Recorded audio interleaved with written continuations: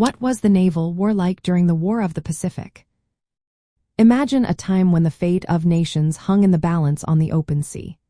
The War of the Pacific, fought between 1879 and 1884, was a naval conflict that shaped the destinies of Chile, Peru, and Bolivia. This war was primarily about control over the Pacific coast and vital sea routes, which were essential for military and economic power. The conflict began when Chile sought to assert control over Bolivian coastal territory.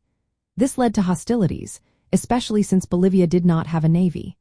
The Atacama Desert made land transport challenging, so naval control became crucial for moving troops and supplies. At the start of the war, Chile had a more modern and better-equipped navy. It included two British-built ironclads, which had thicker armor and faster-firing guns. Chile also had a larger number of unarmored cruisers. Peru, on the other hand, had older British-built ships and two monitors from the American Civil War era. They also had dry dock facilities, which Chile lacked. Despite Peru's initial successes, such as the sinking of the Chilean corvette Esmeralda by the Peruvian ironclad Huáscar during the Battle of Iquique, Chile's navy eventually gained the upper hand. The turning point came during the Battle of Angamos in October 1879, where Chile captured the Huáscar. This victory allowed Chile to dominate the sea and support land invasions. The naval were featured significant battles, blockades, and the use of torpedo boats. Peru employed clever tactics to sink Chilean ships like the Loa and Covadonga. However, after losing its main ships, the Peruvian fleet became largely confined to the port of Callao under blockade.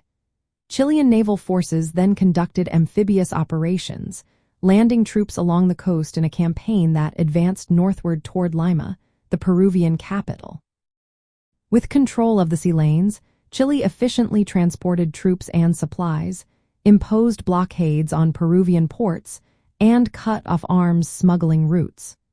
Chile even transported a torpedo boat to Lake Titicaca to control that strategic waterway, which pressured Bolivia into signing a peace treaty.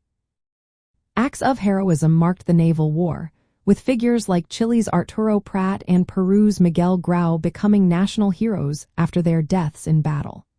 This conflict was the only major naval war fought by these countries after gaining independence from Spain. It significantly shaped their naval traditions and identities. From a cultural standpoint, the naval war reflected broader regional struggles over resources like guano and saltpeter. These resources were vital to the economies of these nations and global markets. The war also highlighted the importance of modernizing military forces and the connection between naval power and national sovereignty in the development of Latin America during the late 19th century. The valor and sacrifice of naval officers are remembered as part of the shared history and identity of the nations involved.